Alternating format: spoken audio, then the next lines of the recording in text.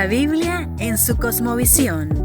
Un lugar donde encontrar contexto histórico, de literatura y trasfondo cultural, que te harán así redescubrir las Escrituras. Bienvenidos a un nuevo programa de la Biblia en su cosmovisión. La verdad que tendremos un tema edificante, seguiremos con temas que realmente son relevantes para que nosotros ampliemos nuestra visión bíblica. La verdad que gracias, Gustavo, por estar y bueno, estamos listos para que presentes lo que traes hoy para compartir. Sí, este tema lo saqué directamente del sitio de Michael Heiser de Naked Bible. Tiene una introducción acerca del entendimiento bíblico, que esto básicamente es una clase universitaria de inspiración divina. O sea que sobre inspiración divina, no es que de inspiración pero básicamente que nos da la idea de que, por ejemplo, para empezar con eso, de lo que es y lo que no es la Biblia, concepto de inspiración divina, tomando las escrituras en su contexto, ideas falsas o conceptos erróneos que tenemos de las escrituras. Bueno, empezando con esto, hay dos temas principales que estamos hablando de algo paranormal o que fue algo en un evento. Estamos hablando de lo que, justamente lo que decía Michael, del ejemplo que ponía era que el profeta se levantó por la mañana, empezó a hacer su desayuno, planeando las cosas que tenía que hacer en el día y de repente, ¡fum!, Dios lo tomó y entonces quedó en trance. Empezó a escribir un papiro y desarrolló todo el libro del profeta y entonces de repente salió del trance y entonces vio el papiro que tenía puesto ahí adelante y dice, ¡wow! Miren lo que desarrollé, no lo puedo creer, a ver qué es lo que dice esto. Sí. Y entonces eso es lo que justamente estamos entendiendo, de que no fue así, que no fue una estado de trance, no hubo una escritura automática, ni superó la mente del que lo estaba escribiendo. Eso es interesante de entender. Ahora, tampoco fue un evento. O sea, no es que se agarró ese papiro y se desarrolló todo entero el libro y entonces lo cerraron y se lo dieron a escriba, ese es el libro del profeta tal. No, o sea, así no pasó. Hubo un encadenamiento de sucesos, un proceso de años, y lo vemos en distintos libros de las escrituras del Antiguo Testamento, que pasó esto en el año tal, del rey tanto, a los tantos días del mes, y después se habla años después, a tantos años del reinado de no sé qué. O sea, hubo un proceso de tiempo para desarrollar eso, y en ese tiempo hubieron ediciones de esas cosas. Claro. Qué importante entender esto. Sí, ahora, justamente en el evento providencial estamos hablando de un ejemplo para esto, que es el tema de la canonización de los libros de la Biblia. La providencia trabajó con la iglesia para reconocer cuáles son los libros inspirados. Dios trabaja de la misma manera con la revelación de los libros de la Biblia. Es todo un proceso. Sí, es importante entender esto porque hay escépticos que la verdad se muestran contrarios al tema de la canonización de la Biblia y además, obviamente, no aceptan de que haya una inspiración o un respaldo divino para que esto se haya dado así, para que el orden bíblico de la Biblia se haya dado así, cuando realmente hay apoyo arqueológico, histórico, donde podemos ver realmente una participación divina de una forma indiscutible. Claro que sí. Exacto. Dios prepara a la persona con circunstancias y diversas situaciones para escribir la revelación y sus intenciones. Dios está detrás de todo el proceso. Dios no quita lo que es la persona por el asunto de escribir lo que él quiere, la intención que él quiere, sino que trabaja en la vida de la persona para que la persona escriba lo que él quiere. A eso se le llama inspiración. Exactamente. Es lo que tienen que entender ciertos escépticos por ahí. Ahora, inspiración como contenido moderno. Se da un problema que lo vemos básicamente lo vemos mucho con el tema del Apocalipsis. Eso se escribió para que nosotros lo entendiéramos. Entonces la persona no sabía ni que estaba escribiendo de Rusia, de Bill Gates,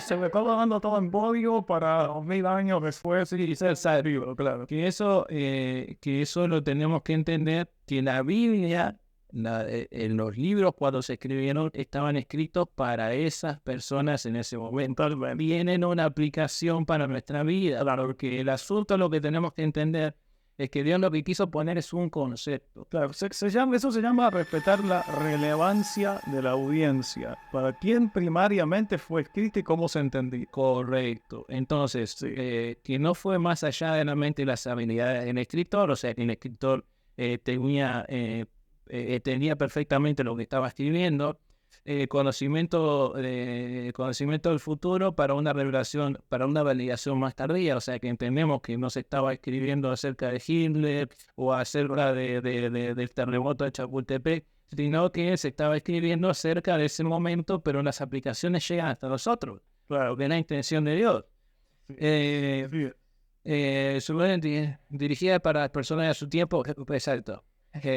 Que no fue para su momento, en ese sentido, justamente, o sea, que lo que se habla, que sí fue para su momento. Claro. Las escrituras dirigidas para las personas de su tiempo, aunque sirven para nosotros, las aplicaciones sirven para nosotros. Apocalipsis, cosas escondidas para el futuro, no entendible en su momento. O sea, lo que hablábamos recién, o sea, el escritor no estaba escribiendo algún código que Dios le reveló, pero que ni siquiera le entendía lo que estaba poniendo porque era para 2000 años después. No, era para esa época. Las aplicaciones eran para esa de momento. Simplemente que los conceptos que Dios plasmó ahí sirven para nosotros, porque también Dios estaba pensando en nosotros. Probablemente. Ok, una cosa muy importante, la Biblia no es un libro de ciencias, ni habla de tecnología. O sea, eso ahora lo vamos a empezar a desarrollar más profundamente, pero no es un libro de ciencias. Y lo vamos a entender en el material precientífico, que lo vamos a desarrollar un poco más adelante. Inspiración como material único, eso es un concepto que se tiene para la inspiración como material único no tiene paralelo. O sea que se piensa que lo que está en la Biblia no está en ninguna otra cultura, no está en ningún otro lado. Ahora, vamos a verlo.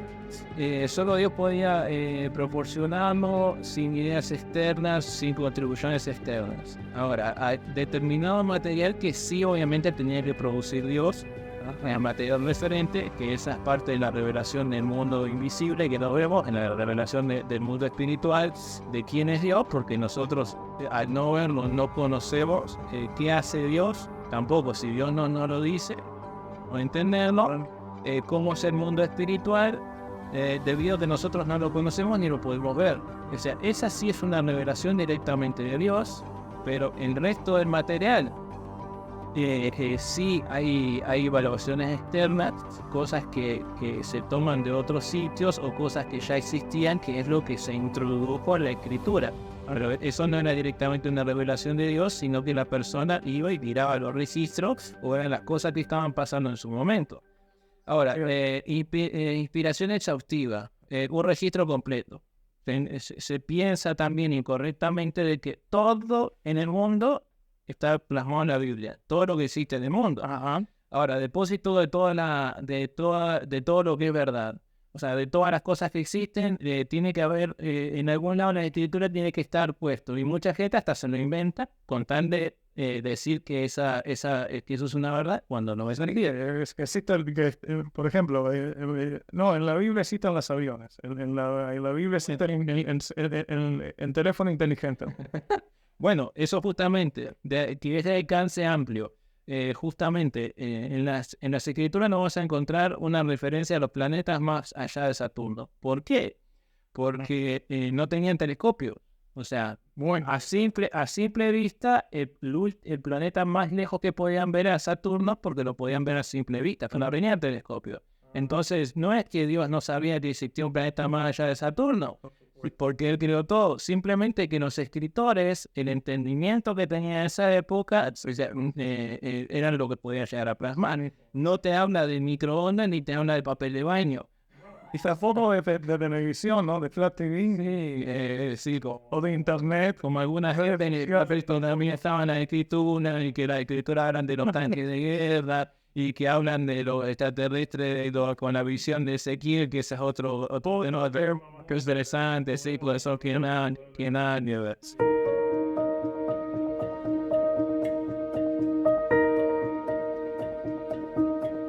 Que no tiene ninguna asistencia externa. Eso lo vamos a comprobar a medida que vayamos desarrollando los puntos. Es una falacia. Ajá. ¿Cuál es el problema? Es completa inconsistencia en los datos de información de la Biblia. Aquí empezamos con el fenómeno del texto, contenido que no tiene relevancia divina, que no requiere relevancia divina. Y aquí empezamos a desglosar las cosas.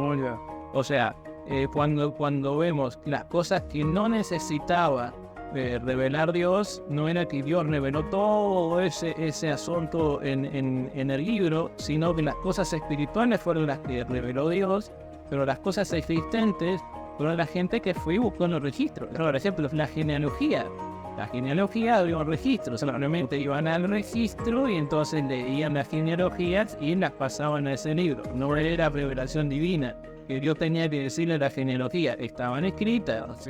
La cronología de la realeza, por ejemplo, los reyes, etcétera, también había un registro, pero habla del libro de los reyes. O sea, Dios no reveló el libro de los reyes, simplemente que es un libro histórico de los registros que se llevaban, etcétera. Eventos en el tiempo real, las batallas, los nacimientos, etcétera. La gente estaba ahí, podía verlo, entonces escribía de acuerdo a lo que veía. No era una revelación que bajaba del cielo, que si murió que si salió que si se pelearon con fulano. Es lo que justamente estaban viendo ellos y eso es lo que lo registraban. En el caso del Nuevo Testamento, las circunstancias de la iglesia, se entendía por cartas y comunicaciones que era lo que estaba pasando en distintos lados. Se escribía con inspiración divina para poner orden en esto, o la revelación del mundo espiritual de lo que quería decir ahora en Cristo.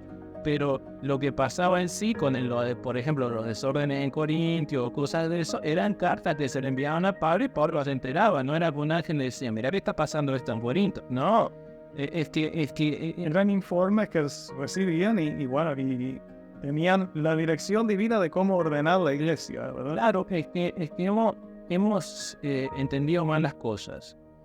Entendiendo que si es un libro divino y inspiración divina, que la Biblia es un libro teológico de enseñanza justamente de quién es Dios, y responde todas las preguntas con relación a eso. Hemos pensado que cada palabra, cada coma, cada detallecito escrito, incluso las traducciones están puestas ahí porque Dios dijo que había que poner esa palabra así.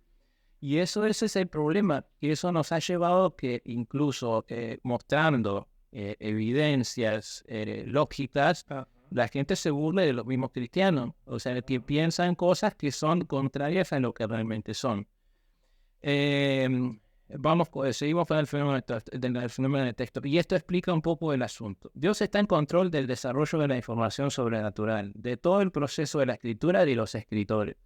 O sea, no es que Dios se divorcia del desarrollo de la Biblia y que da un contenido y que pase lo que sea, sino que Dios sabe quién está escogiendo y sabe el resultado que va a obtener con esa persona. Que es importante. No es que dice, wow, en el tema de ciencia, wow, no sabe cómo funcionan las cosas realmente. No voy a tener que esperar 2000 años para escribirlo. No, Dios no tiene esos momentos. Por supuesto. Dios sabe lo que va a obtener y conoce la cultura donde está ese escritor y sabe cómo va a desarrollar esas cosas. Y es más, Él guía las circunstancias de la vida de esa persona para que escriba exactamente lo que Él quiere. Qué importante entender eso. Simplemente que la persona lo va a escribir de la forma que él lo entiende. Claro, pero y entonces según cada persona tiene su forma de escribirlo, no todos escriben igual. No, claro. Entonces por eso que tenemos las cosas un poquito distorsionadas con eso. Ahora, hay una clara hay una clara mano editorial en la Biblia.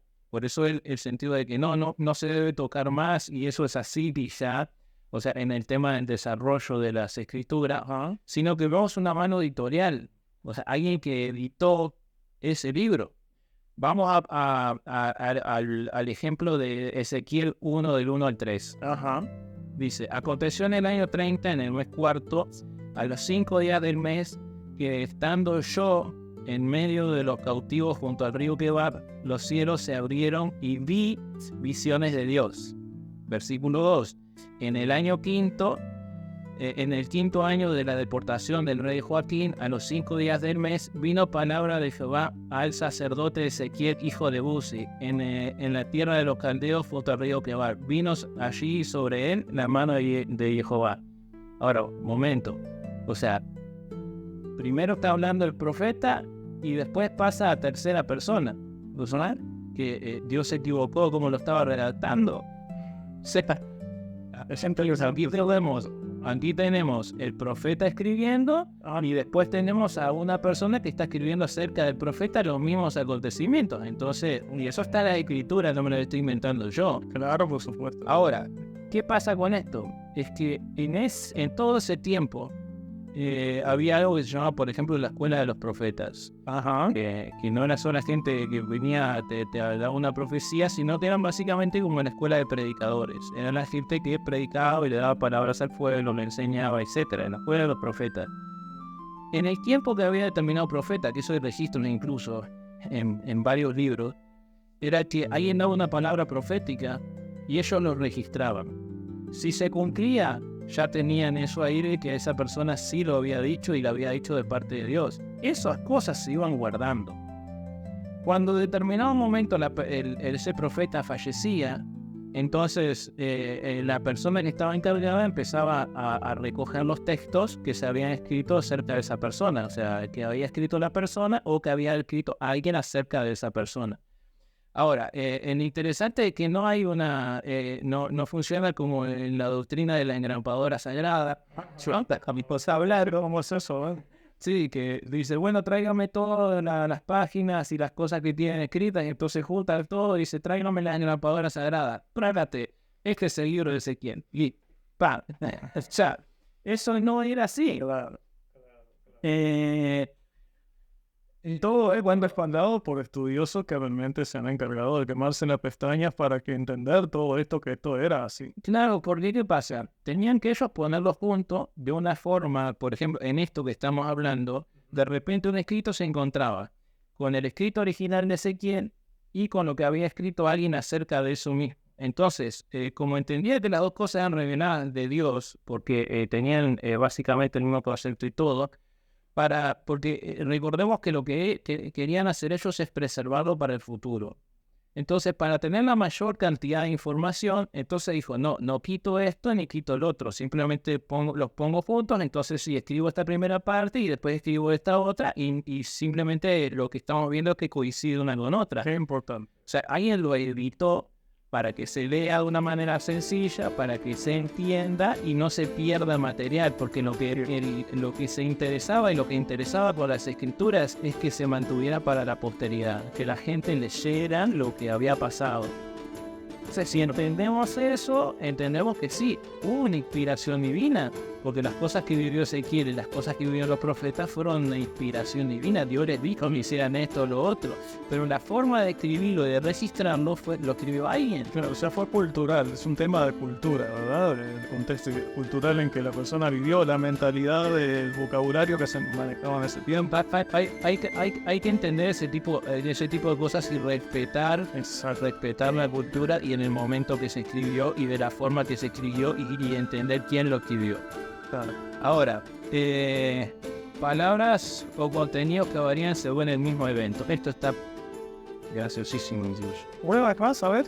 Sí, palabras o contenidos que varían sobre el mismo evento. Eso pasa en el Nuevo Testamento, por ejemplo, que lo tenemos. Sí. Los evangelios sinópticos de Mateo, Marcos, Lucas, varían en palabras en conversaciones, varía el vocabulario, los tiempos verbales, e incluyen o excluyen elementos. Por ejemplo, uno de los ejemplos claros que vemos, por ejemplo, es Mateo 27:37, Marcos 15:26, Lucas 23:38 y Juan 19:19, que hablan acerca del mismo evento, que es el letrero que había encima de la cruz de Jesús. Oh, ya, qué importante. Los cuatro escriben acerca de lo mismo, pero lo escriben de manera diferente. Entonces pasa una cosa divertidísima que, como lo expresaba Mike, me reí un buen rato, a mi señora me preguntó que me estaba viendo, pero es bastante gracioso porque si fuera realmente dictado por el Espíritu Santo, como la gente piensa, entonces ¿por qué tenemos discordancias no en el contenido, sino en la forma de expresarlo y cómo estaba escrito? Entonces, ¿qué pasa? El Espíritu Santo de repente le decía, no, la semana pasada trabajé en el Evangelio de Mateo, ahora estoy trabajando en el Evangelio de Lucas. ¿Sabes qué? Para divertirme y para enloquecer a la gente, voy a cambiar los verbos, voy a cambiar las palabras, voy a cambiar los lugares. Solamente para diversión, dice, para ver cómo se enloquece la gente después tratando de poner las cosas juntas. Pero no es así, porque entonces estamos pensando de que el Espíritu Santo se divierte con la gente, le toma el pelo, o sea, es una persona sádica, y sabemos que no es así. O le gusta desordenar para que la gente se divierta. O sea, por eso mismo tenemos que entender que hay una agenda. O sea, Dios usa eventos y circunstancias del escritor para expresar algo, que ya lo estábamos hablando. Sí. Agenda y orden de los acontecimientos o cosas con una razón. ¿Qué pasa? Cuando vemos, por ejemplo, el tema de los evangelios, cada uno del evangelio tenía su propia agenda, y agenda no es una mala palabra, sino que tenían su plan de qué querían expresar en ese evangelio. Ahora, escuché algo, un académico el otro día le estaba hablando acerca de eso, me encantó cómo lo expresó. Por ejemplo, Mateo arranca con las genealogías y se enfoca, o sea, a pesar de que todos hablan, los 3 evangelios hablan de los mismos eventos, se enfoca en el Jesús Rey, que venía de la descendencia de David, para marcar esa profecía. Ahora, Marcos, el evangelio de Marcos, se expresa en el Jesús siervo, en que era el siervo que venía a servir a la humanidad para llevarlos a Dios. Ahora, Lucas, vemos la humanidad de Jesús, y un Jesús cansado, Jesús que llora, Jesús, o sea, que tiene sed, que tiene hambre, etc. O sea, se enfoca más en el Jesús hombre, que fue 100% hombre. Pero vemos el Evangelio de Juan, que justamente se enfoca en la divinidad de Jesús, de que Jesús fue el 100% Dios. Por eso cuando empieza el Evangelio de Juan, que el concepto es totalmente distinto de los 3, por decirlo de alguna manera, no empieza con genealogías, empieza porque el verbo estaba con Dios y el verbo era Dios, porque para poner en claro que Jesucristo no fue un profeta solamente, de que fue un hombre, sino que fue Dios encarnado. Eso es lo que planteaba Juan. Por eso cada uno de estos libros tiene su intención, o sea, y cada uno lo escribió con esa intención. O sea, no estamos sacando la inspiración bíblica, al contrario, estamos viendo de que Dios usó a esas personas, los pasó por circunstancias y les puso una idea para desarrollar lo que Él quería, y la intención que quería, que era mostrar que las profecías se habían cumplido perfectamente en Jesús, en cada una de esas áreas. Gracias por habernos acompañado. Te esperamos en el próximo episodio de la Biblia en su cosmovisión.